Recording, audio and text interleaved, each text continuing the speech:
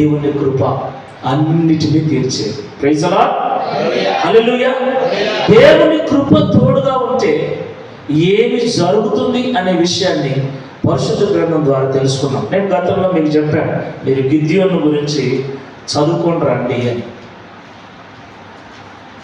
గిద్యోను ఎవరండి? చదువుకొని వచ్చిన చెప్పండి, ఎవరు గిద్యోను? గిద్యోను ఎవరు? ఇశ్రాయేలు ప్రజలకు రాజులు ఉన్నారు. మొట్టమొదటి రాజు ఎవరు? ఏం అట్లా చూస్తారు బొమ్మలాగా? ఎవరు మొట్టమొదటి రాజు?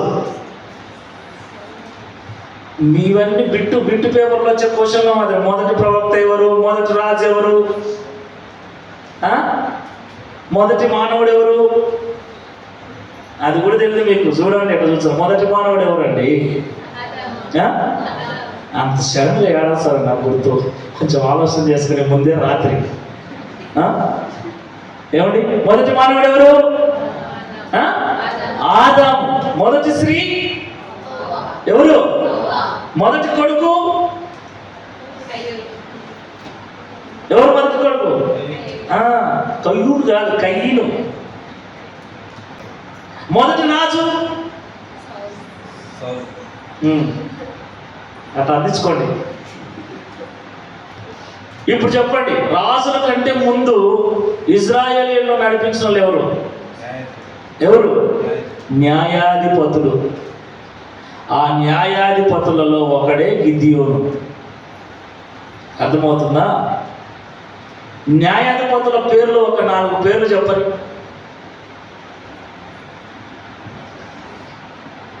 గిద్యోను, సంసోను, దెబోరా. ఇంకా న్యాయం చదివితే కదా బైబిల్ చదవాలి. అందుకే చెప్పేది, బైబిల్ చదివితే నీకు అర్థమవుతుంది.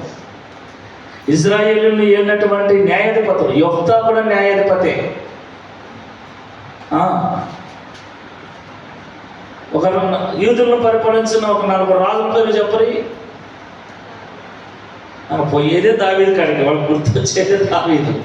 నోరు తెరిచే దావీదు.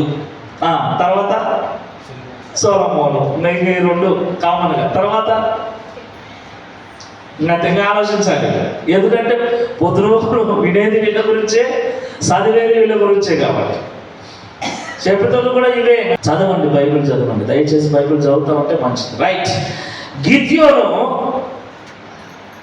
ఇశ్రాయేల్ ప్రజలను కొంతకాలము నడిపించినటువంటి న్యాయాధిపతి. ఈ న్యాయాధిపతులు అయిన తర్వాత రాజరికం అనేది వస్తుంది. అయితే ఈ గిద్యోను యొక్క స్థితి ఏమిటంటే 4 పాయింట్లు చెప్తున్నా. గిద్యోను పిరికివాడు.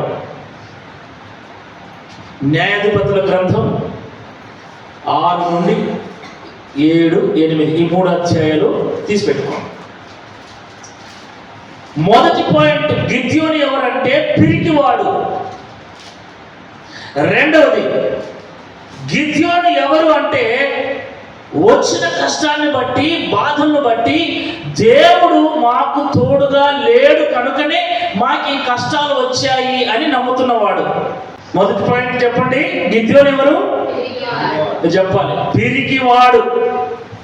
రెండవది, వచ్చిన కష్టాన్ని బట్టి, శ్రమను బట్టి దేవుడు మాకు తోడుగా లేడు, ఉంటే మాకెందుకు ఈ కష్టాలని నమ్ముతున్నవాడు. మూడవది ఏంటంటే గిద్యోను ఎన్నిక లేని కడగొట్టు గోత్రంలో పుట్టినవాడు. ఓకేనా? 4వ పాయింట్ ఏంటంటే గిద్యోను భయంకరమైన భయస్థుడు. అర్థమవుతుందా? 4 పాయింట్లు చెప్పండి. గిద్యోను ఎవరు? అందరు చెప్పాలి. గిద్యోను ఎవరు? అందరిలో ఉంటారు. పురుషులారా గిద్యోను ఎవరు? పిరికివాడు. గిద్యోను ఎవరు? రెండో పాయింట్, వచ్చిన కష్టాన్ని బట్టి దేవుడు మాకు తోడుగా లేడని నమ్ముతున్నవాడు. మూడో పాయింట్, ఎన్నిక లేని కడగొట్టు గోత్రంలో పుట్టినవాడు. 4వ పాయింట్, భయంకరమైన భయస్థుడు. మామూలు భయం కాదు, భయంకరమైన భయస్థుడు. 4 లక్షణాలు ఉన్నాయి. ఈ 4 లక్షణాలు ఉన్నోడు ఏమైనాడు?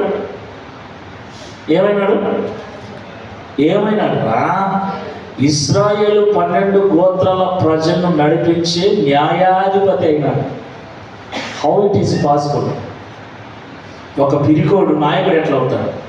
ఒక భయస్సును నడిపించేవాడు ఎలా అవుతాడు? దేవుడే తోడుగా లేడనేవాడు అని నమ్ముతున్నవాడు ఎలా న్యాయాధిపతి అయ్యాడు? నేను చెప్పాను, దేవుని కృప తోడుగా ఉంటే పిరికివాడు ధైర్యవంతుడు అవుతాడు. దేవుని కృప తోడుగా ఉంటే ఏమండి, జ్ఞానం లేనోడు జ్ఞానవంతుడు అవుతాడు.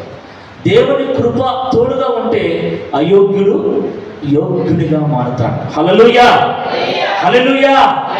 ఇశ్రాయేలు ప్రజలు పాపం చేస్తూ ఉన్నారు. వాళ్ళ మనుషుల తత్వం ఏంటంటే, మనుషుల యొక్క బుద్ధి చెడిపోయింది. ఆదికాండంలో ఆదాము నుండి నోవాహు వరకు చెడిపోయింది. ఆ నోవాహు తర్వాత వచ్చిన వాళ్ళు చెడిపోయారు, చెడిపోతూనే ఉన్నారు. మానవుని సహజ గుణం ఏంటంటే తప్పులు చేయడమే సహజ గుణం. దేవుడు ఫిక్స్ అయిపోయాడు, వీళ్ళు తప్పులు చేస్తూనే ఉంటారు, ఏదో ఒక విధంగా వీళ్ళు నయాన్నో భయాన్నో దారిలోకి తెచ్చుకోవాలని దేవుడు ఫిక్స్ అయినాడు. నోవాహు కాలంలో ఏం చేశాడు? మొత్తము ఆదాము నుండి నోవాహు వరకు ఉన్న వాళ్ళందరినీ కూడా నాశనం చేసి నీతిమంతుడు కాబట్టి నోవాహును అతని కుటుంబాన్ని ఉంచాడు. నీతిమంతుని కడుపులో ఎవరు పుట్టాలి? నీతిమంతులే పుట్టాలి. ఆ తర్వాత వచ్చే జనాంగం అంతా ఏం కావాలి? నీతిమంతులే కావాలి. అయితే ఆ తర్వాత కూడా ప్రజలు పాపం చేయడం మొదలు పెట్టారు. అలా పాపం చేసినందువల్లనే ఇశ్రాయేలు ప్రజలన్న ఒక గుంపునన్న ఎన్నుకుందామని అబ్రహామును ఎన్నుకొని ఇశ్రాయేలు ప్రజలను ప్రత్యేకపరచుకుంటే, వాళ్ళు పాపం చేస్తే ఏం చేశాడు? ఐగుప్తు దేశానికి 400 సంవత్సరాల బానిసత్వానికి అప్పగించేశాడు. ఆ తర్వాత వారిని విడిపించి నడిపించుకుంటూ వస్తున్నాడు. అనేక సందర్భాలలో కనాను చేరేశాడు. కనాను చేరిన తర్వాత చాలా జరిగిపోయాయి.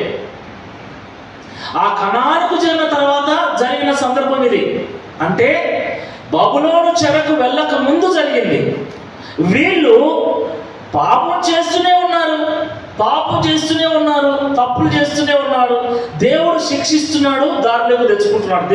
దేవుడు ఏంటంటే, తండ్రి ఏం చేస్తాడు? పిల్లలు తప్పు చేస్తే ఇంట్లో నుండి వెళ్ళిపోరా అంటారు సినిమాలలో. నా ఇంట్లో ఉండగాక అంటారు. కానీ నిజ జీవితంలో చెప్పండి, ఏమండి అర్థమవుతుందని నేను చెప్పేది? సినిమాలో అయితే నా ఇంట్లో ఉండగా ఒక గవ్వయ్యాను, చిల్లి గవ్వయ్యాను, పోరా నీ బతుకుపోరా అంటారు. కానీ నిజ జీవితంలో కొడుకు తప్పు చేస్తే ఇంట్లో నుంచి పోరా అంటారా? అనదు. ఇప్పుడు తండ్రి ప్రేమ లాంటిది. మన దేవుని మనకు తండ్రి కనుక, ఆయన మనల్ని కన్నాడు కనుక ఆయన ప్రేమ లాంటిది. కాబట్టి తప్పు చేస్తుంటే ఏం చేస్తున్నాడు దేవుడు? సరి చేస్తూ, శిక్షిస్తూనో కొడుతూనో ఏదో ఒక విధంగా వారిని దారిలోకి తెచ్చుకునే ప్రయత్నమే చేస్తున్నారు.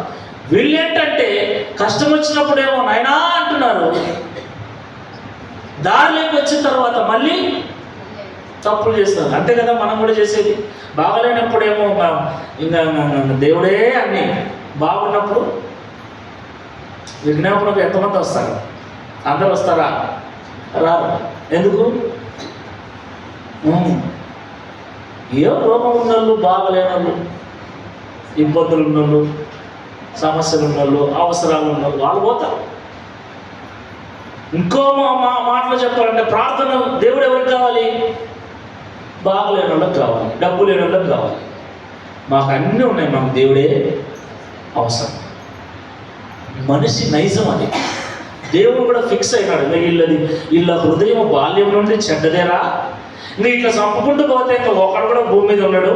కాబట్టి వీళ్ళని ఏదో ఒక విధంగా దారిలోకి తెచ్చుకున్నామని తప్పు చేసినప్పుడల్లా శిక్షించడం, మళ్ళీ వాళ్ళకు బుద్ధి వచ్చినప్పుడల్లా దారిలోకి తెచ్చుకోవడం, ఇట్లా చేసుకుంటా వస్తూ ఉన్నాడు. అలాంటి క్రమంలోనే ఇశ్రాయేలు ప్రజలు మరలా తప్పు చేస్తే 7 సంవత్సరాలు మిద్యానీయులకు వారిని అప్పగించారు. మిద్యానీయులకు అప్పగించాడు అంటే వీళ్ళు బానిసగా వెళ్ళలేదు. ఈ ఇశ్రాయేలు ప్రజలు బాగా పంటలు వేసేసి, విత్తనాలు వేసేసి బాగా చేతికి పంట వస్తుందన్నప్పుడు మిద్యానీయులు, అమాలేకులు అందరూ కలిసి మిడతల్లాగా వచ్చేసి వీళ్ళ పంట పొలాలన్నిటిని నాశనం చేసిపోతారు. న్యాయాధిపతుల గ్రంథము 6వ అధ్యాయము మనం చదివినట్లయితే 6వ అధ్యాయము 1వ వచనం నుండి, ఇశ్రాయేలీయులు యెహోవా దృష్టికి దోషులైనందున యెహోవా 7 ఏళ్ళు వారిని మిద్యానీయులకు అప్పగించెను. మిద్యానీయుల చెయ్యి ఇశ్రాయేలీయుల మీద హెచ్చాయను కనుక వారు మిద్యానీయుల ఎదుట నిలవలేక కొండలలో ఉన్న వాగులను, గుహలను, దుర్గములను తమకు సిద్ధపరచుకోండి. మిద్యానీయులు వచ్చినప్పుడు అంత భయపడి కొండలలోకి పారిపోతున్నారు. వాళ్ళేం చేస్తున్నారా అంటే 3వ వచనంలో, ఇశ్రాయేలీయులు విత్తనములు విత్తిన తర్వాత మిద్యానీయులు, అమాలేకులు తూర్పున నుండి వారును తమ పశువులను, గుడారములను తీసుకొని మిడతల దండంత విస్తారముగా వారి మీదికి వచ్చి వారి ఎదుట దిగి గాజాకు పోవునంత దూరము భూమి పంటను పాడు చేసి ఒక గొర్రెను గాని, ఎద్దును గాని, గాడిదను గాని, జీవన సాధనమైన మరి దేనిని గాని ఇశ్రాయేలులకు ఉండనీయలేదు. వారును వారి వంటలను లెక్కలేక ఉండెను. దేశమును పాడు చేయుటకు వారు దానిలోనికి వచ్చిరి. ఇశ్రాయేలీయులు మిద్యానీయుల వలన మిక్కిలి హీన దశకు వచ్చినప్పుడు వారు యెహోవాకు మొరపెట్టిరి. ఎప్పుడు దేవుడు గుర్తొస్తాడు అని, ఎప్పుడు వస్తాడన్నా దేవుడు గుర్తు? కష్టం వచ్చినప్పుడు. అందుకే మనకు కష్టాలు రావాలి. కష్టాలే వద్దు ప్రభు అంటే నీకు దేవుడే గుర్తురాడు. కష్టాలు వస్తే ఆ వచ్చిన కష్టాన్ని బట్టైనా దేవుడు గుర్తు వస్తాడు. దేవుడికి తెలుసు నీకు ఎట్లా చేయాలనో, నాకు ఎట్లా చేయాలనో. నువ్వు ఎట్లయితే మారుతావో, ఎట్లయితే నువ్వు ప్రార్థన చేసుకుంటావో, ఎట్లయితే ఆయనకు దగ్గర అవుతావో దేవునికి తెలుసు.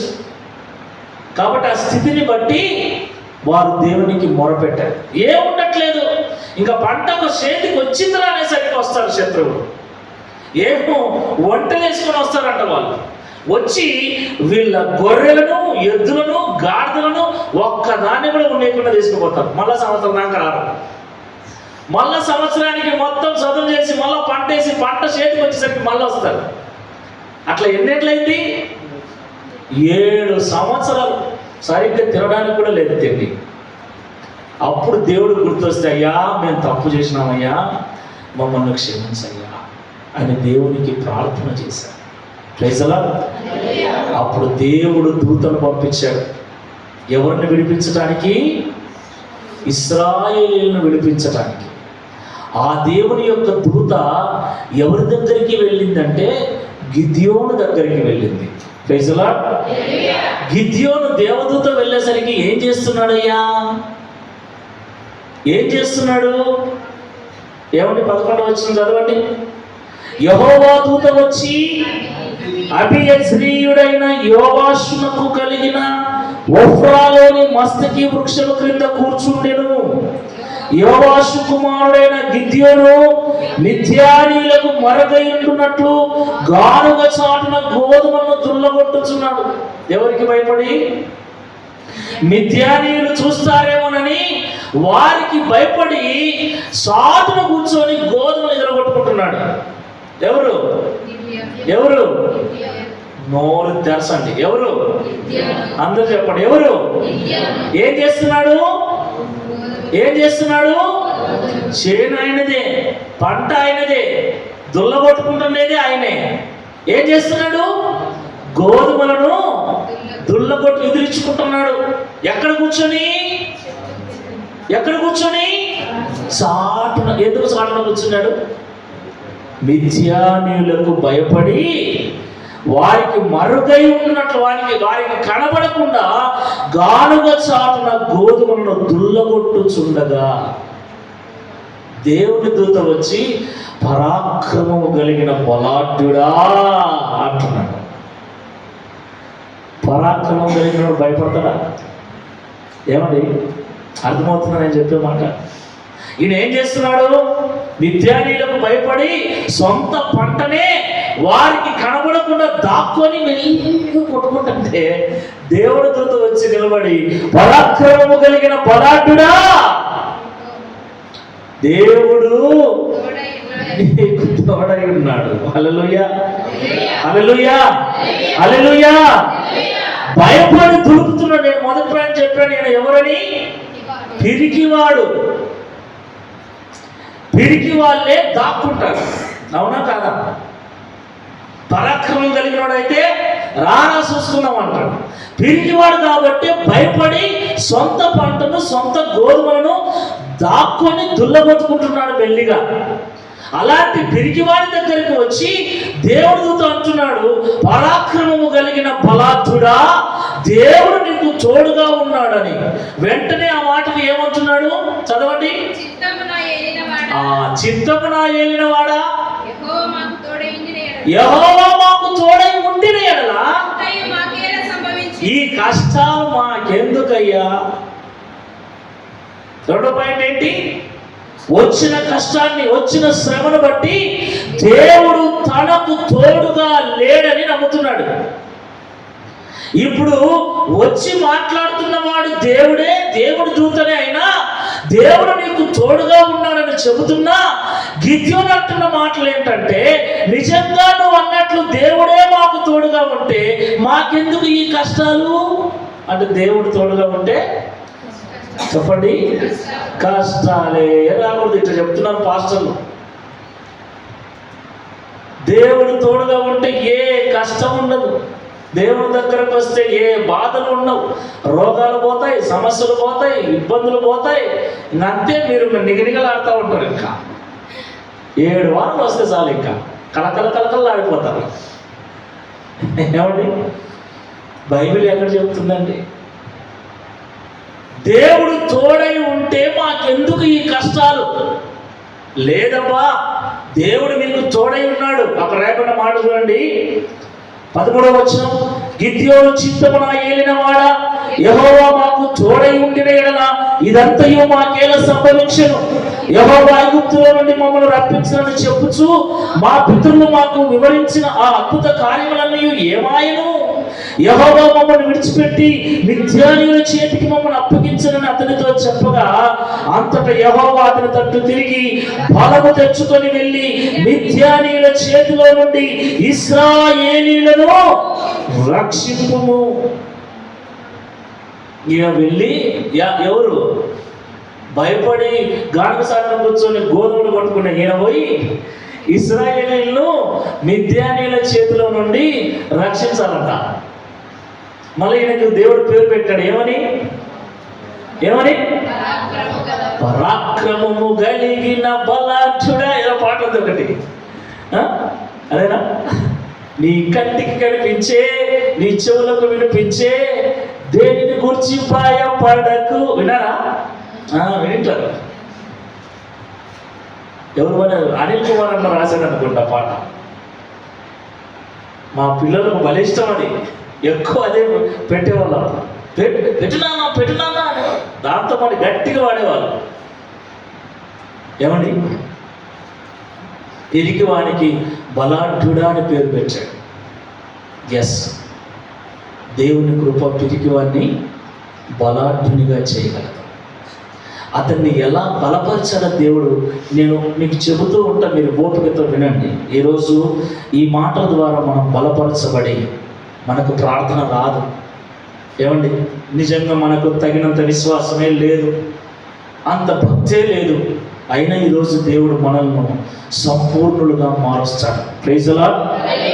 మన బలహీనతలను బలపరిచి మనల్ని బలవంతులుగా చేసి విశ్వాసంతో నింపి ప్రార్థనా పరులుగా మార్చి ఈరోజు మనకు దేవుడు చేయబోయేటువంటి ఆ మేలులను కన్నులతో చూసే విధంగా చేస్తాడు. హల్లెలూయా, హల్లెలూయా.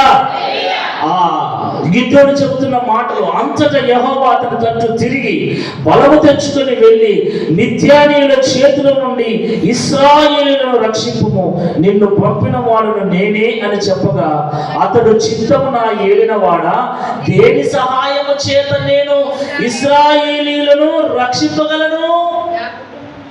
నా కుటుంబము మనష్షే గోత్రములో ఎన్నిక లేనిదే, నా పితరుల కుటుంబములో నేను కనిష్ఠుడినై ఉన్నానని అతనితో చెప్పాను. ఇశ్రాయేలు గోత్రాలు ఎన్ని? ఇశ్రాయేలు గోత్రాలు ఎన్నండి? యాకోబుకు పుట్టిన ఎంతమంది? 12 మంది. 12 మందిలో మనష్షే గోత్రం ఉందా? ఉందా? ఏమండి ఇక్కడ చెప్తున్న మాటలు, నా కుటుంబము మనష్షే గోత్రములో ఎన్నిక లేనిదే. 12 గోత్రాలు ఏంటో చదువుదామా మీకు ఐడియా కోసం? లేదా మా కారణం 1వ అధ్యాయం తీద్దాం. 1వ వచనం నుండి. ఐగుప్తులోనికి యాకోబుతో వచ్చిన ఇశ్రాయేలీయుల పేర్లు ఏమనగా రూబేను, సిమియోను, లేవి, యూదా, ఇశ్శాఖారు, జెబూలూను, బెన్యామీను, దాను, నఫ్తాలి, గాదు, ఆషేరు. యోసేపు అక్కడ ఉన్నాడు. అర్థమవుతుందా? ఇక్కడ 11 మంది పేర్లు ఉన్నాయి. వీరు ఇక్కడికి వచ్చేసరికి ఐగుప్తులు ఎవరున్నారు? యోసేపు ఉన్నాడు. అప్పుడు మొత్తం ఎన్ని? 12 గోత్రాలు. ఈ 12 గోత్రాలలో మనష్షే ఎక్కడున్నాడు? ఏమండి? న్యాయాధిపతులు చదవండి అంటే చదివి పెట్టుకున్నాను, చెప్పినప్పుడు తలకాయ ఊపొచ్చులే అని. ఇప్పుడు ఈయన చెప్తున్న మాట, గిద్యోను అంటున్నాడు, నా కుటుంబము మనష్షే గోత్రములో ఎన్నిక లేనిదే. మనష్షే గోత్రం ఎక్కడుంది? మనష్షే ఎవరు అని మనం చూడాలి. మనష్షే ఎవరు? ఎస్, యోసేపు కొడుకు. యోసేపుకి ఎంతమంది? 2. ఒకరు మనష్షే, ఒకరు ఎఫ్రాయిం. ఆ 2 కలిపితే ఒక గోత్రం అవుతుంది. యోసేపు చనిపోయాడు కాబట్టి మనష్షే, ఎఫ్రాయిము అర్ధగోత్రం అని. మీరు బైబిల్ చదివేటప్పుడు అక్కడక్కడ మనష్షే అర్ధగోత్రపు వారు, ఎఫ్రాయిము అర్ధగోత్రపు వారు అని మీకు కనబడుతుంది. అంటే ఆ అర్ధగోత్రం ఈ అర్ధగోత్రం కలిపితే ఒక గోత్రం. అప్పుడు 12 గోత్రాలు లెక్కించాడు. ఆయన అంటున్నాడు, నాది కడగొట్టు గోత్రం. యోసేపు ఎన్నోవాడు? 11వ వాడు. తర్వాత బెన్యామీను, బెంజమిన్. 12వ వాడు బెంజమిన్. మనష్షే గోత్రములో ఆయన కుటుంబం ఎలాంటిదంట? మనష్షే గోత్రములో నా కుటుంబము ఎన్నిక లేనిది, నా పితరుల కుటుంబంలోనే లాస్ట్ ఉంది. 3వ పాయింట్ చెప్పాను నేను. ఏంటి? మొదటిది పెరిగివాడని, 2వది వచ్చిన కష్టాన్ని బట్టి దేవుడు తోడుగా లేడని నమ్ముతున్నవాడని, 3వది ఎన్నిక లేనివాడు. మెయిన్ గోత్రాల వారు ఉన్నారు. వారి గోత్రాలలో ఎవరిని ఎన్నుకోలే దేవుడు. ఎన్నిక లేని అర్ధగోత్రములు, మనష్షే గోత్రములు, అది కూడా లాస్టోడు, కనిష్ఠుడు. ఆయన కుటుంబమే ఎన్నిక లేదంటే ఎవరు పట్టించుకోలే. కొంతమంది ఊర్లలో ఉంటారు, బతుకుతుంటారు కదా, వారిని ఎవరు పట్టించుకోరు. మరి వారికి ఎవరు ఉన్నారంటే అందరూ ఉంటారు, కానీ ఎవరు పట్టించుకోరు. అలాంటి స్థితి. అలాంటి వాని దగ్గరికి దేవుడు వచ్చాడు. దేవుడు వచ్చి, నువ్వు వెళ్ళి ఇశ్రాయేలీయులను మిద్యానీయుల చేతి నుండి విడిపించు అంటే ఈయన అంటున్నాడు, నేను ఏ విధంగా విడిపించగలనయ్యా? ఇప్పుడు పెద్దోడు చెబితే అందరు వస్తారు, చిన్నోడు పిలిస్తే అందరు వస్తారా అన్నా? పెద్ద కొడుకు పిలిస్తే మిగతా వాళ్ళందరూ వస్తారు. అది లాస్ట్ వాడు పిలిచాడు అనుకో, పెద్దోడు ఏమంటాడు? యుద్ధానికి పోవాలంటే ఈ గిద్యోను ఒక్కడు పోతే గెలుస్తాడా? ఇప్పుడు గిద్యోనికి ఏం కావాలి? ఒక సైన్యం కావాలి. మన మాట వినాలంటే మనం ఎలాంటి వాళ్ళు అయి ఉండాలి? ఊర్లో పెద్దోడు చెప్తే ఎవరైనా వింటారు. అర్థమవుతుందా? ఒక పెద్ద ఇంటి పెద్దో ఊరి పెద్దోడు పిలిస్తే 10 కుటుంబాలు వస్తాయి, కానీ ఎన్నిక లేనోడు అని కుటుంబాన్ని ఎవరు పట్టించుకోవట్లేదు. అలాంటి కనిష్ఠుడు లాస్టోడు ఎన్నిక లేనోడు పిలిస్తే ఎవరు వస్తారు? ఒరే నీకే గతి లేదు, నీకేం లేదు, నువ్వు పిలిస్తే మేమందరం నీ ఎమ్మడి రావాలని అంటారా? ఎన్నిక లేని ఒక వ్యక్తి, పిరికివాడైనటువంటి ఒక వ్యక్తి, దేవుడు తోడుగా ఉన్నాడో లేడో అన్నటువంటి ఒక ఆలోచన కలిగినటువంటి ఒక వ్యక్తి. విన్నారు కథలు, మా పితరులను దేవుడు ఎర్ర సముద్రం దాటించాడు, అది చేశాడు, ఇది చేశాడని కథలు వింటున్నాం. అప్పుడు చేసినాడు కార్యాలు, ఇప్పుడు అవన్నీ ఏమైనా అనుకుంటున్నాడు ఈయన. ఇప్పుడేవి నిజంగా అవి చేసింటే ఇప్పుడు మాకెందుకు ఈ కష్టాలు? 1 సంవత్సరం కాదు, 2 సంవత్సరాలు కాదు, 3 సంవత్సరాలు కాదు, 7 సంవత్సరాల నుంచి వేసిన పంట నోటికి రాకముందే శత్రువులు వచ్చి తన్నుకొని పోతా ఉంటే అన్ని అద్భుతాలు చేసిన దేవుడు ఏం చేస్తున్నట్టు ఒక కన్క్లూజన్కి వచ్చేసాడు. దేవుడు లేడు. ఇప్పుడు మాట్లాడుతున్న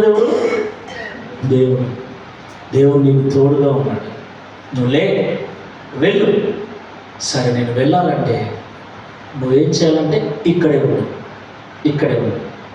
ఏమంటున్నా అంటే, సరే నిజంగా నువ్వు దేవునివి, నాతో మాట్లాడుతున్నావు, నా ద్వారా ఇశ్రాయేలు ప్రజలకు విడుదలనిస్తావని నమ్మకం నాకు కలగాలంటే నాకు నువ్వు చేయాల్సింది ఏంటంటే ఇక్కడే ఉండు. ఒక సూచన ఏంటది? నేను ఇంటికి పోయొచ్చేదాకా ఈయనే ఉండు. ఆమె అదే అక్కడ జరిగింది.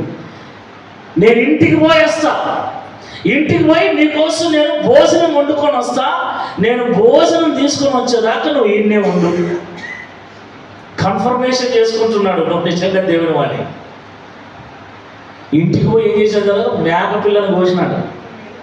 మేకపిల్లను కోసి వంట వండి రొట్టెలు చేసి తీసుకొని వచ్చినాడు. ఎంత టైం పట్టి ఉంటుంది అని? ఎన్ని గంటలు పట్టి ఉంటుంది? కనీసం ఒక 4-5 గంటలన్నా పట్టింటుంది. అంతసేపు నువ్వు ఉన్నావంటే నువ్వు నిజంగా దేవుని దూతవే. నువ్వు దేవుని దూతవు కాకపోతే నువ్వు అంతసేపు ఉండవు. ఇది నాకు ఒక మొదటి కన్ఫర్మేషన్. మాట తీసుకుని పోయినాడు. ఆ కింది వచనంలో 17 నుండి మీరు కిందికి అట్లే చదువుకుంటూ వస్తే 19 వచనంలో, అప్పుడు గిద్యోను లోపలికి పోయి ఒక మేక పిల్లను తుమ్మడి పిండితో పొమ్మని భక్ష్యమును సిద్ధపరిచి ఆ మాంసమును గంపలో ఉంచి అది వండిన నీళ్లను కుండలో పోసి ఆయన కొరకు ఆ మస్తకి వృక్షం క్రిందికి దాన్ని తీసుకుని వచ్చి దగ్గరగా ఉంచగా దేవుని దూత ఆ మాంసమును పొమ్మని భక్ష్యమును పట్టుకొని రాతి మీద పెట్టి నీళ్లు పోయమని అతనితో చెప్పాడు. మాంసం మీద, వండుకొని వచ్చిన మాంసం మీద, రొట్టె మీద నీళ్లు పోయమన్నాడు. ఎంత కష్టపడి చేసుకొచ్చాడు కదా! కష్టపడి చేసుకొచ్చిన మాంసం మీద ఏం పోయమంటున్నాడు? ఏం చేయాలి? ఈయన తినాలి కదా! తినకుండా నీళ్ళు వచ్చి ఎట్లుంటుంది? బాధపడతారు కదా! కష్టపడి వండుకొని వస్తే, కష్టపడి చేసుకొని వస్తే తింటాడు అనుకుంటే నీళ్లు పోయమంటున్నాడు. ఏంటినా ఆలోచన వస్తున్నారా? నీళ్లు పోయమన్నాడు. నీళ్లు పోసిన తర్వాత ఏం చేశాడు? అతడు అలాగూ చేయగా యెహోవా దూత తన చేతులున్న కర్రను చాపి దాని కొనతో ఆ మాంసమును, ఆ పొంగని భక్ష్యములను ముట్టినప్పుడు అగ్ని ఆ రాతిలో నుండి వెడలి ఆ మాంసమును, పొంగని భక్ష్యమును కాల్చివేసెను. ఇక కన్ఫర్మ్ చేసుకున్నాడు. అప్పుడు అంటున్నాడు గిద్యోను, ఆయన యెహోవా దూత అని తెలుసుకొని, ఆహాహా నా ఏలినవాడా యెహోవా, ఇందుకే కదా నేను ముఖాముఖిగా యెహోవా దూతను చూచితున్నాను. అప్పుడు యెహోవా నీకు సమాధానము, భయపడకుము, నీవు చావని అతనితో చెప్పాను. Praise the Lord. ఏమి జరిగినా నువ్వు చావన్నాడు. ధైర్యం ఎలా పోస్తున్నాడు చూడండి దేవుడు. పిరికివాడు భయపడి చాటున కూర్చొని దుల్లగొట్టుకుంటున్నాడు. అలాంటి వాడిని బయటికి తీసుకొని వచ్చి ఒక పేరు తగిలించాడు, పరాక్రమం కలిగిన బలాఢ్యుడు అన్నాడు. ఇప్పుడు పిరికివాడిని కూడా పులిరా అంటే వాడు ఎట్టుంటాడు? ఏమండి, భయపడుతాడైనా కానీ మావాడు ఉన్నాడు నా కొడుకు. నిజంగా వాడు ఎంత పిరికోడు అంటే అంత పిరికోడు. మేము లాస్ట్ ఈ చలికాలం ముందు వరకు చర్చిలో మంచాలు వేసుకొని పడుకునేవాళ్ళం.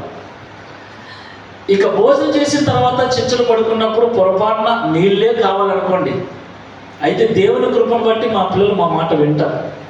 పోటాపోటీగా ఏం చెప్తామని లీనా అంటే సార్ వాడు కూడా వచ్చి వాడు వాకిలి కాడ ఉంటాడు, నా కడుకు రాడు, వాకిలి కాడనే ఉంటాడు.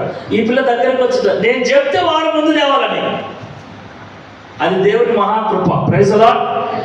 చాలా బాగా పలుకుతారు. అయితే రాత్రి అయిందంటే ఇప్పుడు ఎవరు పోవాలనేది సమస్య.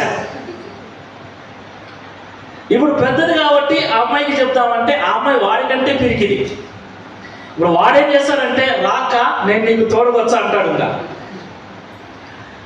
చూడు వాడు అడగ, చూడు ఏం భయం అనుకుంటా పోతాడు. ఎంత తమాషగా ఉంటుందంటే అంత తమాషగా ఉంటుంది. ఆడ నీళ్లు సగమే ముంచుకొని వచ్చారు ఇద్దరు పోయి. పొరపాటున వాడిని ఒక్కరిని పొమ్మన్నామంటే ఇంకా అయిపోయింది కదా. నానా ఏనా అక్కడ రమ్మన్నానా, లేదు జోనాక్స్ పులి ఏమయ్యో అన్నావనుకో ఎట్టన్నా కానీ వెళ్ళిగా పోయి తీసుకొచ్చాడు. దేవునికి మహిమ కలుగును గాక. ఒట్టి కథ కాదు, ఇది నిజంగా మా ఇంట్లో జరుగుతున్నదే చెప్తున్నా మీకు. పొగిడామనుకో కొంచెం వాడు అట్లా ఇట్లా ఏం దేవుడు మనకు తోడుకున్నాడు రా, మనం దేవుని బిడ్డలం, దేవుని సేవకులం, ఏం కాదు ఏమైతుంది అన్నామనుకో వాడు లోపల ఎంత ఉన్నా బిగించుకొని పోయి ఎట్టో కదా తీసుకొచ్చి నువ్వు వచ్చినాక చూడాలమంది. చూడు నేను తెచ్చినా ఏంటో చూడనా అక్క భయపడుతుంటానంట. ఏమండి మొన్న నేను దయాన్ని వదిలిపెట్టి చూశాడు ఊర్లో గోస్వాల్లో. ఇంకా ఏమిలే వాళ్ళమ్మ ఏదన్నా అనిందనుకో, రే రాత్రి నువ్వు మేలుకున్నావు అనుకో వచ్చి పట్టుకుపోతాను రాని అంటాడు వాడు. ఏమండి ఇదే మాకు ఫన్నీగా ఉంటుంది. దేవునికి మహిమ కలుగును గాక. ఈ పిరికి వాడిని పిలవడం ఏమంటున్నాడు, ఓ గిద్యోను అన్నాడా, ఏమన్నా పరాక్రమం కలిగిన బలాఢ్యుడా, నా దాంతోనే సగం వచ్చేసింది. ఇప్పుడు ఏమంటున్నా అంటే దేవుడు నీకు తోడుగా ఉన్నాడు పో అంటున్నాడు. సరే పో, దేవుడు తోడుగా ఉంటే మాకు ఇవన్నీ ఎందుకయ్యా అని ప్రశ్నలు వేస్తుంటే ఒక్కొక్క దానికి సమాధానం ఇస్తున్నాడు. సరే అంతగా నువ్వు దేవుడి దూతమైతే ఉండు, నేను పోయించేదాకా ఈడే అంటే పోయి వచ్చేదాకా అక్కడే ఉన్నాడు. ఆయనకి ఏం కావాలో అవన్నీ సమకూరుస్తూ కొంచెం కొంచెం కొంచెం కొంచెం ధైర్యాన్ని పెంచుతున్నాడు. ఎంత ధైర్యాన్ని పెంచాడంటే వాళ్ళ నాన్న ఇంకా ఈ దేవుణ్ణే మర్చిపోయి బయలు దేవతకు ఒక గుడే కట్టించినాడు. ఎవరినైనా గిద్యోను వాళ్ళ నాయన బయలుదేవతకు ఒక గుడిని కట్టించి ఒక బొమ్మ నిలబెట్టినాడు. బయలుదేవత బొమ్మ నిలబెట్టినాడు. ఇక ఇక్కడ నువ్వు సావనే సావు, ధైర్యంగా ఉండు, దేవుడు నీకు తోడుగా ఉన్నాడు, నీకు సమాధానం అని ఎప్పుడైతే చెప్పినాడో 25వ వచనంలో చూస్తే 27వ వచనం, కాబట్టి గిద్యోను తన పనివారిలో 10 మందిని తీసుకొని యెహోవా తనతో చెప్పినట్లు చేసెను. ఏం చేశాడు? మరియు ఆ రాత్రి అయితే యెహోవా నీ తండ్రి కోడెను అనగా 7 ఏళ్ల 2వ ఎద్దును తీసుకుని వచ్చి నీ తండ్రి కట్టిన బయలు యొక్క బలిపీఠమును పడగొట్టి, బలిపీఠాన్ని పడగొట్టి దాని మీద ఉన్నటువంటి దేవతా స్తంభాన్ని నరికివేసి తగిన ఏర్పాటుతో ఆ బండ కొనను నీ దేవుడిని యెహోవాకు బలిపీఠము కట్టి ఆ 2వ కోడెను అక్కడికి వచ్చి నువ్వు బలి నాకు అర్పించన్నాడు. ఇది ఎవరు చేయాలి? ఇప్పుడు గిద్యోను చేయాలా? దేవుడు చెప్పాడు కదా. ఆ ఉన్న ధైర్యంతో ఒక 10 మందిని తోడు చేసుకొని వెళ్ళాడు. పగులు చేస్తే యాడ కనుక్కుంటారోనని అక్కడ రాయబడిన మాట చూడండి. అతడు తన పితరుల అక్కడ కాబట్టి గిద్యోను తన పనివారిలో 10 మందిని తీసుకొని వచ్చి యెహోవా తనతో చెప్పినట్లు చేశాను. అతడు తన పితరుల కుటుంబమునకును ఆ ఊరి వారికి భయపడినందున పగలు దానిని చేయక రాత్రి వేళ చేసినాడు. అందరు నిద్రపోయిన తర్వాత ఈ ధైర్యవంతుడు 4వ పాయింట్ ఏంటి? భయంకరమైన భయస్సుడు. ఇంకా ఎంత భయస్సుడు తెలియదు. ఎందుకు భయంకరమైన భయస్సుడు అన్నానంటే మీకు తర్వాత వచ్చిన కనపడుతుంది. ఇప్పుడు ఏం చేశాడు? పగులు చేస్తే ఏడదంతారోనని రాత్రి చేసినాడు. ఈ రాత్రి చేసినా పగులు చేసినా తెలియకుండా ఉంటుందా? తెల్లవారిన తర్వాత ఏంట్రా బొమ్మ పడిపోయింది, బలిపీఠం పడిపోయింది, ఎవరిదంతా చేశాడు? ఇంత తతంగం జరుగుతుంటే ఊర్లో తెలియకుండానే ఉంటుందా? అట్టబడి ఇట్టబడి ఇదిగో యోవాషు కుమారుడైనా గిద్యోనే చేసి ఉంటాడు అని మొత్తానికి కనుక్కున్నారు. కనుక్కుంటేనే వాళ్ళ నాన్న పిలిపించి, ఏమయ్యా నీ కొడుకు ఇట్లా చేసినాడంటే, ఇదిగో నా కొడుకు మీద మీరు చేయవనియద్దు. పడగొట్టబడింది విగ్రహం, బయలు విగ్రహం.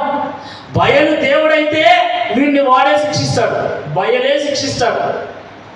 ఒకవేళ బయలు దేవుడు కాదు, దాన్ని పడగొట్టిన వాడే దేవుడైతే నా కొడుకు పక్షాన దేవుడు ఉంటాడు, మీరేం చేసుకోలేరని గమనిపోయినాడు. మొత్తానికి ఆ కథ అక్కడికి సుఖాంతమైపోయింది. ఈయనకు ఏమీ జరగలేదు. ఆ బయలు దేవుడు కాదు కదా, అది విగ్రహం. సో కాబట్టి ఎటువంటి శాపము రాలేదు, ఎటువంటి రోగము రాలేదు. సో పడగొట్టినందుకు గాను కొంచెం ధైర్యం వచ్చేసింది. ఇంకా తర్వాత జరిగిన విషయం చూస్తే 32వ వచనం, ఒకడు తన బలిపీఠమును విరగొట్టినందున అతనితో బయలు వాదించుకుననిమ్మని చెప్పి ఆ దినమున అతనికి యెరుబ్బయలను పేరు పెట్టెను. మిద్యానీయులందరూ అమాలేకులందరూ తూర్పు వారందరూ కూడి వచ్చి నది దాటి యెజ్రెయేలు మైదానంలో దిగగా, మొత్తానికి వాళ్ళు వస్తున్నారు. ఎవరు స్టార్ట్ అయినారు? ఎవరు? మిద్యానీయులు అమాలేకీయులు వస్తున్నారు. ఇంకా వీళ్ళ పంట పొలాలను, వీళ్ళకున్న ఆస్తులన్నీ తీసుకోవడానికి వస్తున్నారు. ఇప్పుడు వాళ్ళ మీద యుద్ధం చేయడానికి ఎవరు వెళ్ళాలి? గిద్యోనుతో పాటు ఎంతమంది ఉన్నారు? 10 మందే ఉన్నారు. ఇప్పుడు 10 మందితో వేల సైన్యాన్ని ఏం చేయాలి? గెలవాలి. ఆలోచన చేశాడు, ప్రార్థన చేశాడు. సరే, దేవుని ఆత్మ అతని మీదకి వచ్చినప్పుడు, నేను మిద్యానీయుల మీద యుద్ధానికి వెళ్తున్నాను, నాతో పాటు ఎవరు వస్తారని అడిగినప్పుడు, బాగా వినండి, 32,000 మంది వచ్చినారు. చప్పట్లు కొట్టండి గట్టిగా.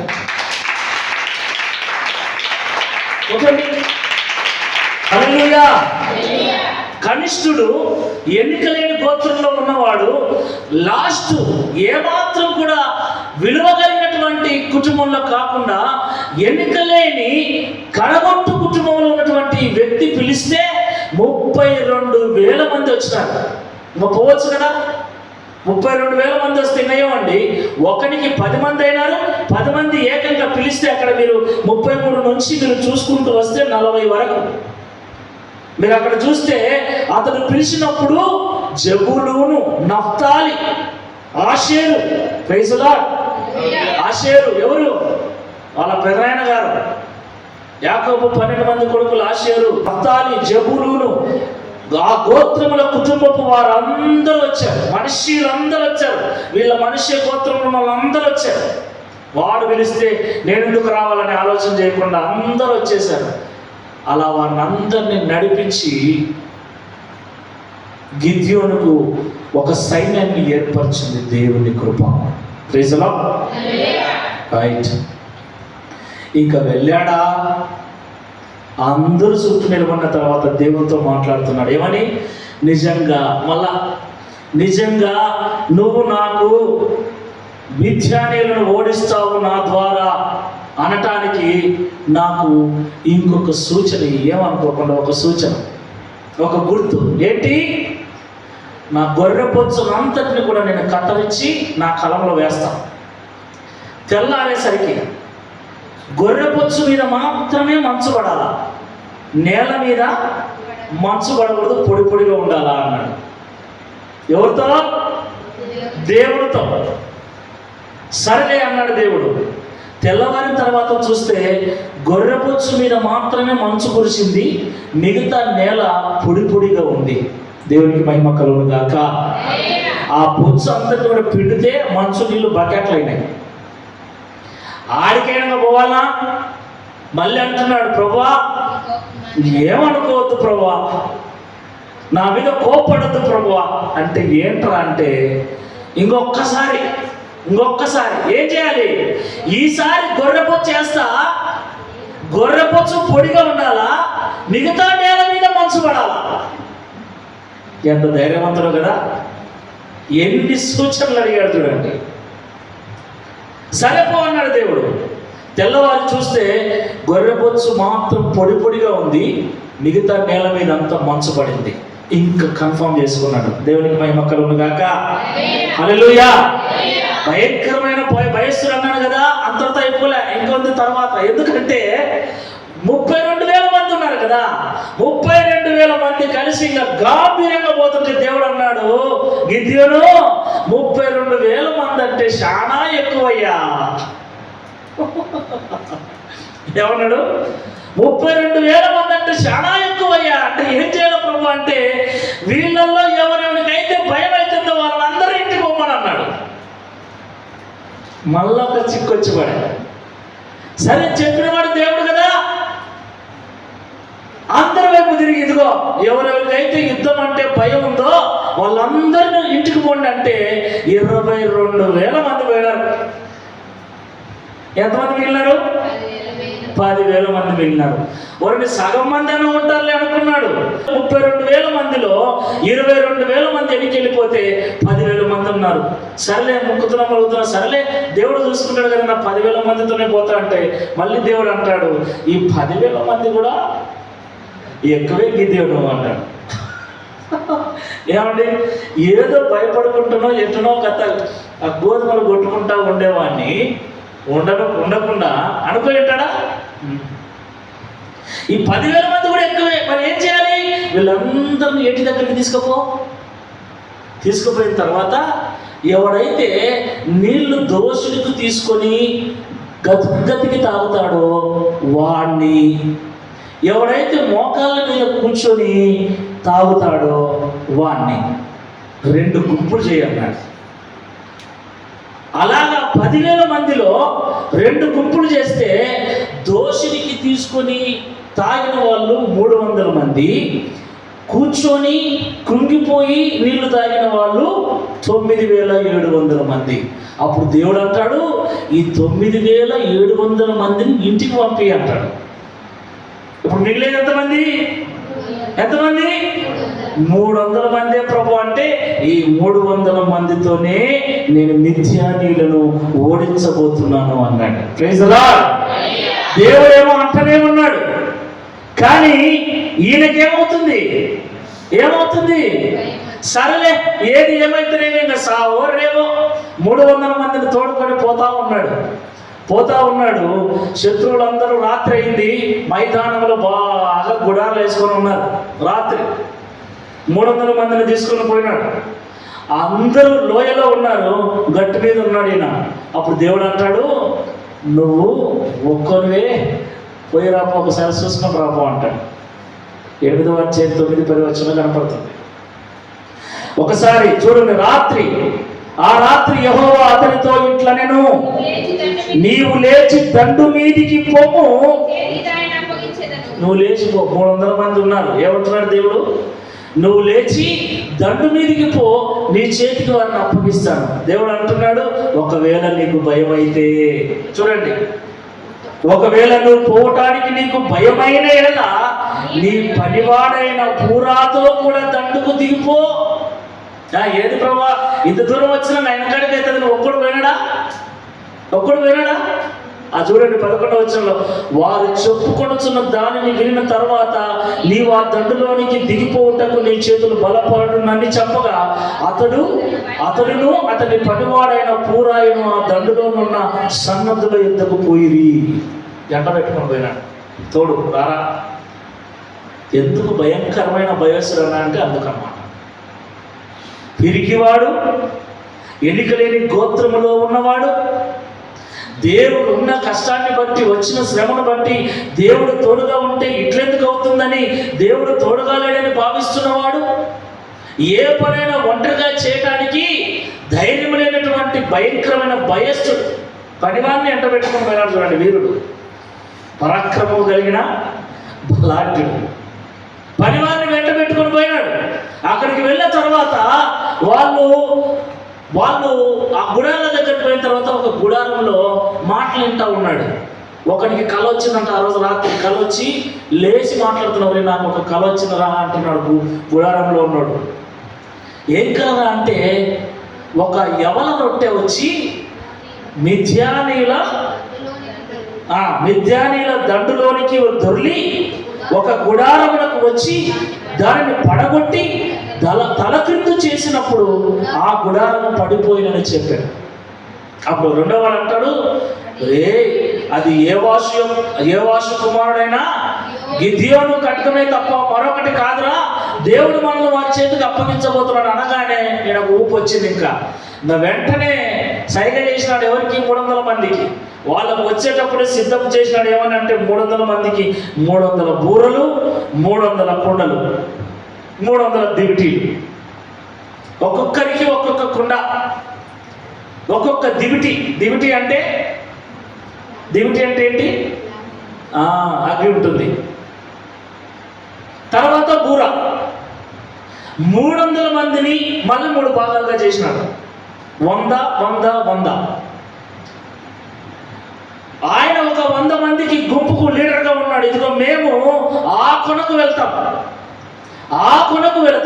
మీరు ఇక్కడ ఉండండి, మీరు అక్కడ ఉండండి అని ఆ 300 మందిని 3 భాగాలు చేసేసి ఈయన వెళ్ళాడు. మేము అక్కడికి వెళ్ళిన తర్వాత అక్కడ మేము ఏం చేస్తామో మీరు ఇక్కడ చేయండి అని చెప్పి 16వ వచనం నుండి మనం చూస్తే ఆ 300 మందిని 3 గుంపులుగా చేసి బూరను, వట్టి కుండను, ఆ కుండలలో దివిటీలను ప్రతి వాని చేతికిచ్చి వారితో ఇట్లనెను, నన్ను చూచి నేను చేయునట్లు చేయుడి. ఏం చేయమన్నాడు? ఇదిగో నేను వారి దండు కొనకపోవచ్చున్నాను, నేను చేయనట్లు మీరు చేయవలను. నేనును నాతో ఉన్న వారందరూ బూరలను ఊదునప్పుడు నీరును దండు పాలెం అంతటి చుట్టూ బూరలను ఊదుచు యెహోవాకును గిద్యోనుకును విజయమని కేకలు వేయండి అని చెప్పాడు. వాళ్ళు అక్కడికి వెళ్ళి బూరను ఊది కేకలు వేసి 100 మంది ఒక్కసారి కుండలు దాపని పడబట్టారు. 100 కుండలు ఒకసారి పగిలిపోతే ఎట్లుంటుంది? అందులో రాత్రి చిన్న శబ్దమైన పెద్దగా వినపరుస్తుంది. ఆ 100 మంది అక్కడ కుండలు బాగా కొట్టేసరికి ఆ పెద్ద శబ్దానికి ఈ మిథ్యానీయులు నిద్రపోయేతోళ్లకు దిక్కు తెలకుండా లేచి కూర్చున్నారు. అక్కడ శబ్దం వచ్చేసరికి మళ్ళీ ఇక్కడ శబ్దం వచ్చింది, ఇక్కడ శబ్దం వచ్చేసరికి మళ్ళీ అక్కడ శబ్దం వచ్చింది. చుట్టూ ఒకటిసారి దివిటీలు వెలిగించేసరికి దిక్కు తెలియకోకుండా ఆ దండులో ఉన్న వాళ్ళందరూ ఒకరి మీద ఒకరు పడి చచ్చిపోయారు. మిగిలిన వారందరూ పారిపోతే వీళ్ళందరూ కూడా పరిగెత్తి వాళ్ళందరినీ చంపేశారు. 2 రాజులు మాత్రం మిద్యానీయుల రాజులు పరిగెత్తుకుంటూ వెళ్ళారు. అయినా కూడా వీళ్ళు వారిని ఏమాత్రం కూడా విడిచిపెట్టకుండా ఆ 2 కూడా చంపాలని చెప్పేసి 300 మంది పరిగెత్తుకుంటూ పోతున్నారు. అలసిపోయారు, యుద్ధం చేసి అలసిపోయారు. ఆ సమయంలో ఆహారం పెట్టమని సుక్కోతు అధిపతులను అడుగుతాడు. సుక్కోతు మార్గంలో వెళుతూ, అయ్యా 300 మంది మేము అలసిపోయి వచ్చాము, ఇట్లా యుద్ధం జరిగిందంటే మేమెందుకు పెట్టాలి నీకు అన్నం అన్న. కోపం రాదా? మీరు అన్నం పెట్టమంటారా? వాళ్ళని చంపి వచ్చిన తర్వాత నీ కథ చనిపోతున్నాడు ఈయన. ఎవరు? అంతవరకు భయపడినోడికి ఏమొచ్చింది? ధైర్యం ఉండదు. అన్నం పెట్టమంటే మీరు పెట్టరా? వాళ్ళని పట్టుకొని వాళ్ళని మీ కాడికి తీసుకొస్తా కదా, అప్పుడు మీ వీపులు చీరేస్తా అన్నాడు. మీరు తర్వాత వచనం చదివితే అక్కడ కనపడుతుంది. 8వ అధ్యాయంలో మీకు కనబడుతుంది. అక్కడ 7వ వచనంలో ఈ హేతువు చేతను జబహును సల్మన్నాను యెహోవా నా చేతికి అప్పగించిన తర్వాత నూర్చు కొయ్యలతోనూ కంపలతోనూ మీ దేహములను మీ వీపులు చీరేస్తా వచ్చి చెప్తా మీ కథ పోయినారు. పోతూ పెనియేలు అనేటువంటి ఆ పట్టణం కూడా వెళ్తున్నప్పుడు వారిని అడిగాడు, అయ్యా మేము ఇట్లా యుద్ధంలో ఇలా కలిసిపోయాం, భోజనం పెట్టమంటే వాళ్ళని మేమెందుకు పెట్టలే మీకు భోజనం? సరే మీ కథ చేస్తా ఉండని చెప్పేసి పోయినాడు. పోయి వాళ్ళని పట్టుకొని తిరిగి వచ్చేటప్పుడు మీరు 8వ అధ్యాయం తర్వాత వచనాల్లో చూస్తే చూడండి, 15వ వచనం.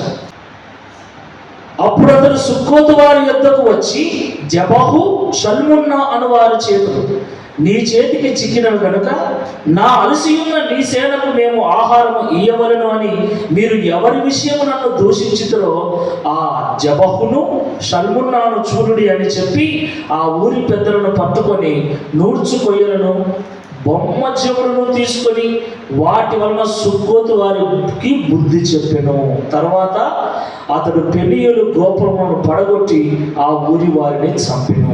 ఆ తర్వాత 21వ వచనంలో చూస్తే అప్పుడు జబహు షల్మున్నాలు ప్రాయము కొలది నరులకు శక్తి ఉన్నది కనుక నీవు లేచి మా మీద పడమని చెప్పగా గిద్యోను లేచి ఆ 2 రాజులను కూడా చంపెను. ఏమండి, ఒక పిరికివాడు పెద్ద యుద్ధం చేశాడు. ఆ తర్వాత వచనాలలో ఇశ్రాయేలు ప్రజలు అడుగుతారు 22వ వచనం. అప్పుడు ఇశ్రాయేలు గిద్యోనుతో నీవు మిద్యానీయుల చేతిలో నుండి మమ్మల్ని రక్షించుదువు గనుక నీవును నీ కుమారుని కుమారుడును మమ్మల్ని ఏలండి, మాకు రాజులుగా ఉండండి, మాకు నాయకులుగా ఉండండి అంటున్నారు. ఎన్నికలేని ఒక గోత్రంలో కడగొచ్చు కుటుంబంలో పుట్టిన పిరికివాడైన అతి భయంకరమైన భయస్థుడైనటువంటి దేవుడు తోడుగా ఉన్నాడన్న విషయాన్ని మర్చిపోయి వచ్చిన కష్టాన్ని బట్టి దేవుడు మాతో లేడని నమ్ముతున్నటువంటి ఒక వ్యక్తిని పట్టుకొని ఈరోజు పరాక్రమము కలిగినటువంటి, ఎందుకన్నాడు దేవుడు పరాక్రమం కలిగిన బలాఢ్యుడు అని? ఆయన చేసిన కార్యాలన్నీ చూస్తే చివరికి ఎలా నిలబడ్డాడంటే, మాట ఎవరైతే సహాయకులు వాళ్ళందరూ చంపుకుంటూ వచ్చాడు. కేవలం 300 మందితో 1000 మంది సైన్యాన్ని చంపించి శత్రువులను తరిమి మధ్యలో అన్నం పెట్టడము అన్న వారిని కూడా వీపులు చీల్చేసి చంపి పడేసేంత రోషము కలిగిన వాణిగా చేసింది ఏంటి? దేవుని కృప.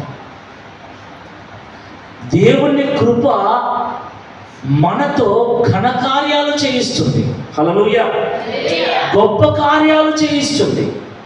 కాబట్టి మనము దేవుని సన్నిధిలో వేడుకోవలసింది దేవుని కృపనే. సొలొమోను ప్రార్థన చేస్తున్నాడు. దేవుడు ప్రత్యక్షమై ఏం కావాలన్నాడు? నాకు శత్రువుల ప్రాణాలు కావాలి, నాకు బంగారము కావాలి, ధనము కావాలి అని అడగలే. నాకు జ్ఞానం ఈ ప్రభువా, ఈ ప్రజలను ఏలుటకు నాకు జ్ఞానం ఈ ప్రభువా. దేవుడు అంటాడు, నీవు నీ శత్రువుల ప్రాణమును అడిగినా నేను నీకు ఇచ్చేవాడిని, ధనమును అడిగినా నీకు ఇచ్చేవాడిని, బంగారం అడిగినా నీకు ఇచ్చేవాడిని. కానీ నువ్వు వేటిని ఆశించకుండా నాకు వివేక హృదయమును ఇమ్మని అడిగిన దానిని బట్టి నేను ఎంతో సంతోషిస్తున్నా. ఇదిగో నువ్వు అడిగిన దానిని, వివేక హృదయమును నీకు ఇస్తున్నా. నీలాంటి రాజు ఇక ముందు పుట్టడు, ఇంతవరకు పుట్టలేదు అని చెప్పుకునేంత జ్ఞానాన్ని నీకు ఇస్తున్నానని ఇచ్చి, నువ్వు అడగకపోయినా నీకు నేను ధనమును భాగ్యమును ఇస్తున్నాను. ఒక్క యుద్ధము కూడా చేయకుండా జీవితాన్ని ముగించిన రాజు ఎవరైనా ఉన్నారంటే సొలొమోనే. ఒక్క యుద్ధం కూడా చేయలేదు. నలుదిక్కుల నెమ్మది. సొలొమోను దగ్గరికి మాటలు వినడానికి వచ్చేవాళ్ళు. Praise the Lord. ఆయన దగ్గర జ్ఞానం ఉంది. జ్ఞానానికి మించిన సంపద లేదు.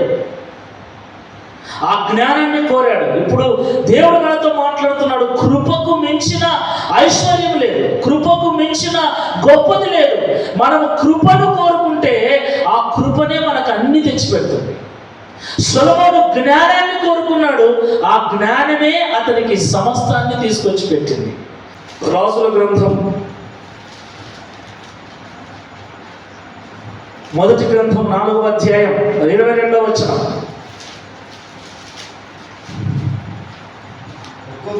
ఒక్కొక్క దినమునకు సొలొమోను భోజన సామగ్రి ఎంత అనగా 600 తూముల సన్నపు గోధుమ పిండి, 1200 తూముల మెతుక పిండి, కోపిన ఎడ్లు 10, విడి ఎడ్లు 20, 100 గొర్రెలు, ఇవియు కాక ఎర్ర దుప్పులు,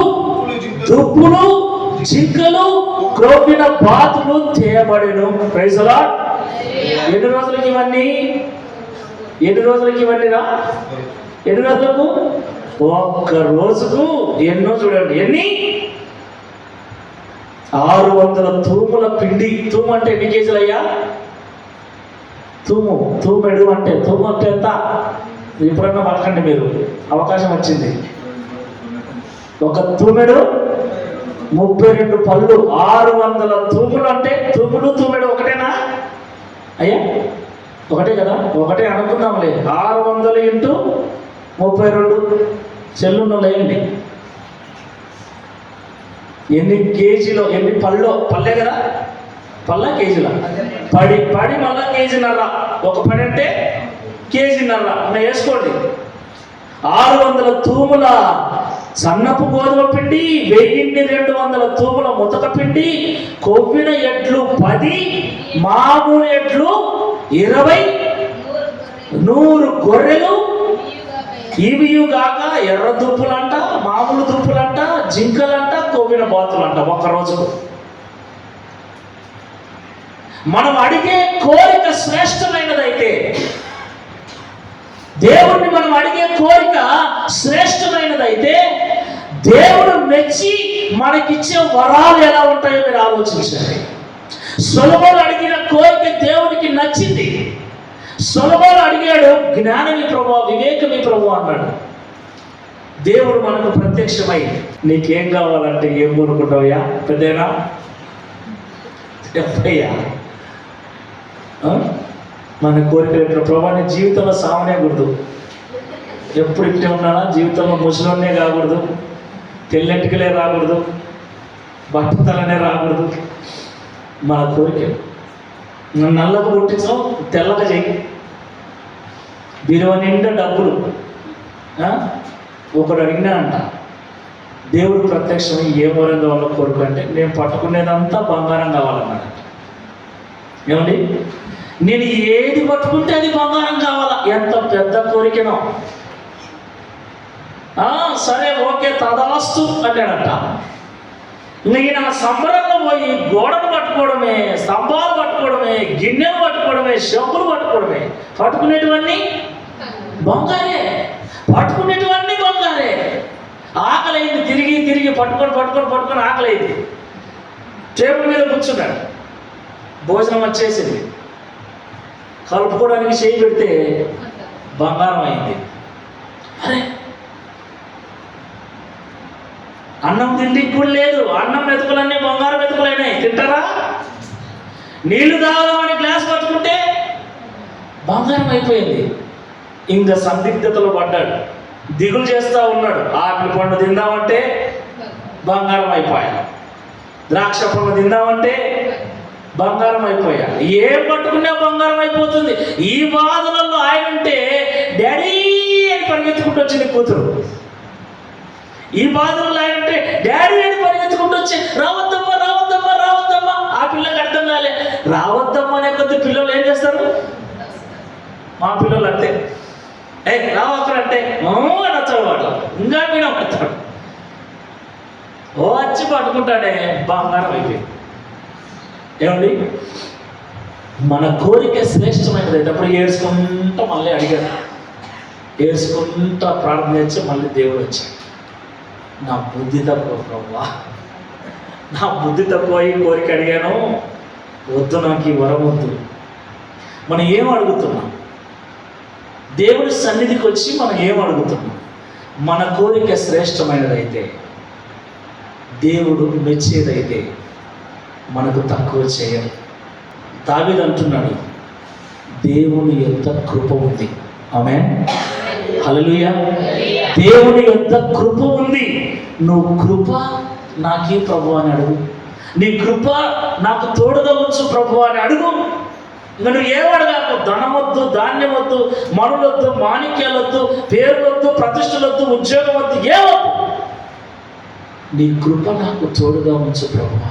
ప్రైజ్ ది లార్డ్, హల్లెలూయా, హల్లెలూయా. ఒక ఊర్లో కరువు వచ్చిందంట.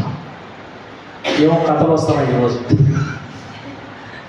ఏమో మిమ్మల్ని నవ్వించే ప్రయత్నం చేస్తున్నా, నవ్వండి, నవ్వు రాకపోయినా నవ్వండి. ఏమండి, కరువు వచ్చిందంట, రాజ్యంలో కరువు వచ్చింది. ప్రజలందరూ ఇబ్బందులు పడుతున్నారు, చాలా ఇబ్బందులు పడుతున్నారు. ఆ విషయం అట్లబడి అట్లబడి రాజుకు తెలిసింది. రాజు ఏమనుకున్నాడంటే మంత్రులు పిలిచాడు. ఏమయ్యా అంటే, నిజము రాజా, ఎలా ఉంది రాజ్యం అంతా పరిస్థితి అంటే, సర్లే మన ధనకారాలు ఉన్నాయి కదా, ఏమాత్రం ఉంటాయంటే, ఒక్కొక్కరికి ఒక వారం రోజులకు సరిపోయి మనం ధాన్యం ఇవ్వచ్చు అంటే, సరే రాజ్యానికి అంతా చాటింగ్ వేసి అందరిని పిలిపించాడు. అందరిని పిలిపించాడు. ఇంకా అందరూ లేని అంత అయిపోయింది, అందరూ లేని వాళ్ళే అందరూ వచ్చారు. అందరూ వచ్చి లక్షణంగా వాళ్ళు ఇచ్చినటువన్నీ తీసుకుపోతా ఉన్నారు. లాస్ట్లో ఒక ముసలోడు వచ్చినాడు, సగమే ఉన్నాయి, అదేది కట్టుకున్నాడు. ఏమయ్యా తీసుకుపో ధాన్యం అన్నాడు. ముసలోడు అన్నాడు, నాకు ధాన్యం వద్దయ్యా అన్నాడు. పోనీ బంగారం కావాలా? నాకు బంగారం కూడా వద్దయ్యా. మరి మనులు మాణిక్యాలు కావాలా? ఏమవుతాయ్యా. మరి ఏం కావాలా? నాకు నువ్వే కావాలా అన్నాడు. నాకు నువ్వు కావాలయ్యా అన్నాడు. తెలివిద్దా లేదా? ఆ బంగారం వాళ్ళకు ఉంది, వాళ్ళకి ధనం ఉంది, వాళ్ళకు ధాన్యం ఉంది, కావాల్సింది తీసుకోపో అంటే లేదు, నాకు రాజే కావాలి, రాజా నువ్వే కావాలి.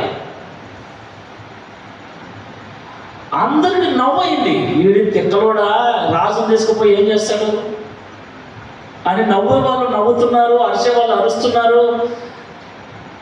రాజుకు అర్థమైంది, కానీ వాళ్ళకందరికీ తెలియాలా, నవ్వే వాళ్ళకందరికని అడిగాడు. ఏమయ్యా, ఎవడికి నచ్చింది వాడు, ఎవడికి కొరతకు ఉండేది వాడు తీసుకుపోతా ఉన్నాడు కదా, మరి నువ్వేం తీసుకుపోకుండా నన్ను కావాలంటున్నావు అంటే, రాజా వాళ్ళు తీసుకుపోయేటివన్నీ అయిపోతాయి, మళ్ళీ ఇంకే రావాలి. అది నువ్వే నా కాడ ఉన్నావు అనుకో, లేదా నేనే నీ కాడ ఉన్నాను అనుకో, అన్నీ నావే. ప్రైజ్ ది లార్డ్, హల్లెలూయా. అన్ని నావే. మన కోరిక ఏమై ఉండాలంటే, ప్రభువా నీ కృప నాకు తోడుగా ఉంటే చాలు. నేను బలహీనుణ్ణి, నన్ను బలపరచని నేను అడగాల్సిన అక్కర్లేదు. నాకు రోగం ఉంది, నన్ను బాగు చేయని అడగాల్సిన అక్కర్లేదు. నాకు అప్పులు ఉన్నాయి, తీర్చమని అడగాల్సిన అక్కర్లేదు. నాకు సమస్యలు ఉన్నాయి, తొలగించమని అడగాల్సిన అక్కర్లేదు. నీ కృప నాకు తోడుగా ఉంటే నీ కృపనే అన్నింటినీ సరిచేస్తుంది. ప్రైజ్ ది లార్డ్, హల్లెలూయా. కాబట్టి శ్రేష్టమైన ఈవిని అపేక్షించండి. దేవుని దగ్గరకు వస్తున్న మీరు అన్ని వదిలేయండి. నీ కృప కావాలి ప్రభు అని ఉపవాసం ఉండండి. కృప కావాలని విజ్ఞాపన అడగండి. ఎందుకంటే కృప ద్వారానే సమస్తాన్ని మనం పొందుకోగలం. దేవునికి మహిమ కలుగును గాక. హల్లెలూయా. ఏమని అడుగుదాం ఈ రోజు నుండి? దేవుణ్ణి ఏమని అడుగుదాం? ఏమవుతు, నీ కృప నాకు చాలు. దేవుడు నీ కలలో కనపడిదిగో, నువ్వు ప్రార్థించే బండ కింద బంగారం ఉంది, బండ లేపితే బంగారం వచ్చదు అన్నాడు అనుకో, ఏమనాలి? దేవుడు నా కళ్ళలో చూపించినాడే, మన బండ లేపుతానే బంగారం వచ్చాడంట. తెలుసా, సేవకులు ఉన్నారండి, సేవ చేయరానైనా అంటే పొలాలు వండి నీకు పోయితోళ్ళు, సేవ చేయరానైనా అంటే బిజినెస్లు చేయనీకి పోయితోళ్ళు. ఒక ఆయన హోటల్ పెట్టాడు. శ్రేష్టమైనది ఏంటి? శ్రేష్టమైన ఈవిని మనం అపేక్షిస్తే దేవుడు ఆ కృప ద్వారా కాదు, కృపనే మనకు తెచ్చిపెడుతుంది అన్ని. అంతే. హల్లెలూయా. మీరు గమ్మున ఉండొచ్చు. ఇప్పుడు భార్య లేనోనికి భార్య ఉన్నోనికి తేడా ఏంది? భార్య లేని వానికి భార్య ఉన్నవానికి తేడా. నీళ్లు తెచ్చుకోవాల్సిన పని ఉండదు భార్య ఉన్నాడు, అన్నం వేసుకోవాల్సిన పని ఉండదు, బట్టలు ఉతుక్కాల్సిన పని ఉండదు, నెత్తి దుక్కాల్సిన పని కూడా ఉండదు, పౌడర్ వేసుకోవాల్సిన పని కూడా ఉండదు. అన్నీ ఎవరు చేస్తారు? అట్టటి భార్యలు ఏడున్నారన్నా అంటారా? ఉన్నారండి, ఉన్నారు. నా భార్య అట్టడిదే. హల్లెలూయా. నిజంగా చెప్తున్నా, ఉన్నారండి. భర్తలను ఇలాగ చూసుకునే భార్యలు ఉన్నారు, లేరని అనగాక. అదే భార్య లేనోడైతే ఎన్నని చేస్తుంది తల్లి? నీళ్ళు కూడా తెచ్చలేవారా అంటది. అదే భార్య అయితే నీళ్ళేపో, పాలగాడు నీళ్ళేపో అంటే పోయి తెస్తుంది పాపం. Praise the Lord. చెప్పులు ఏడున్నాయే, చెప్పులు కూడా తీసుకొస్తుంది. ఖర్చు పేడింది, కట్టరేది, ఇంకేమడిగినా. సో భార్య ఉన్నవాడికి ఎన్ని ఫెసిలిటీ అన్ని చూసుకుంటుంది, భార్య చూసుకుంటుంది. ఇప్పుడు నేను ఇదిగో 10 గంటలకు లేచి పొద్దున్నే నేను ప్రయాణమై వెళ్ళాలంటే 10 గంటలకు ఈయనకి ఏం కావాలి? ఇప్పుడు నేను ఉన్న ప్రతి నెల 2వ వారం కర్ణాటక వెళ్తా, 2వ బుధవారం వెళ్తా. నేను 2వ బుధవారం వెళ్ళేసరికి నాకు ఏమేం కావాలి?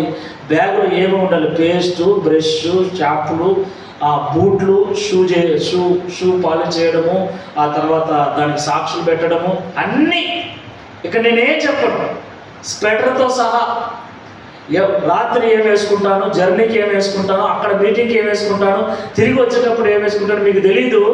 సత్యం చెప్తున్నా, 200 మంది పాస్టర్లు వస్తే వాళ్ళందరికంటే నా బ్యాగే లావు ఉంటుంది, నా బ్యాగ్లోనే ఎక్కువ ఉంటాయి. చాలా మంది అడిగేది అదే, ఎంత ఓపిక పాస్టర్, అన్నీ తెచ్చుకుంటావు. మీకు తెలియదు, కొంతమంది బనియన్లు కూడా తెచ్చుకోరు పాస్టర్. చాలా నిజంగా ఎంత చలి పెడితే స్నానం చేయరు, స్నానం చేసిన పౌడర్ వేసుకోరు. మేములేండి పాస్టర్లో, నేను పోనీకి ఒక డ్రెస్సు, జర్నీకి ఆడ నైట్ ఉంటే ఒక డ్రెస్సు, మళ్ళా పగలు ప్రార్థనకు ఒక డ్రెస్సు, మళ్ళా రాత్రి ఉంటే ఒక డ్రెస్సు, మళ్ళా జర్నీకి ఒక డ్రెస్సు, మొత్తం 4 జతలు ఉంటాయి నా దాంట్లోకి బనియన్లు, మళ్ళీ తర్వాత సాక్షులు, షూ సపరేట్గా, చెప్పులు వేసుకుపోయేటప్పుడు చెప్పులు, షూ బ్యాగ్లు ఉంటాయి, అడుగునాక షూ. ఎందుకు ఇవన్నీ అంటే సేవకులాగానే ఉన్నాను, ప్రైజ్ ది లార్డ్. కానీ అవన్నీ చూసుకునేది నేను కాదు, నా కృప. ప్రైజ్ ది లార్డ్, హల్లెలూయా. భార్య దేవుడిచ్చిన కృప. భార్య దొరికిన వానికి చెప్పండి మేలు దొరికింది. కొంతమంది భార్యలు మేకుల్లా ఉంటారు. ఇది పెళ్లి కాదు, పెళ్లి ప్రసంగం చేయడానికి చెబుతున్నా. భార్య కూడా దేవుడిచ్చిన కృప, పిల్లలు కూడా దేవుడిచ్చిన కృప. కాబట్టి కృప మనకు తోడుగా ఉంటే ఈ లోకములో సమస్తము ఆ కృప ద్వారానే మనము పొందుకుంటాం. కాబట్టి మనం అడగాల్సింది దేవుణ్ణి కృప. ప్రభువా నీ కృప. ఈరోజు వివరించాం. బలహీనుడైనటువంటి గిద్యోను, పిరికివాడైన గిద్యోను, నమ్మకమే లేనటువంటి గిద్యోను, భయస్థుడైనటువంటి గిద్యోను ద్వారా ఇశ్రాయేలు ప్రజలకు గొప్ప విజయాన్ని నువ్వు ఇచ్చావు. ఎన్నిక లేని వాడిని ఏలికగా ఉండేటట్లు భంగపోయారు వాళ్ళు. నేనుండను, నా కొడుకులు ఉండను, దేవుడే మీకు ఏలికగా ఉంటాడు. ఏలికలుగా ఉండే విధంగా చేసిన నీ కృపను నాకు, నా కుటుంబానికి తోడుగా ఉంచుతండి అని దేవుణ్ణి మనం అడుగుదాం. దేవుడు తప్పకుండా ఆయన కృపను మనకు తోడు పంపిస్తాడు. దేవుడు అంటే కృపను అనుగ్రహించును గాక. ఆమేన్. చిన్న ప్రార్థన చేసుకున్నాము. మోకరించండి.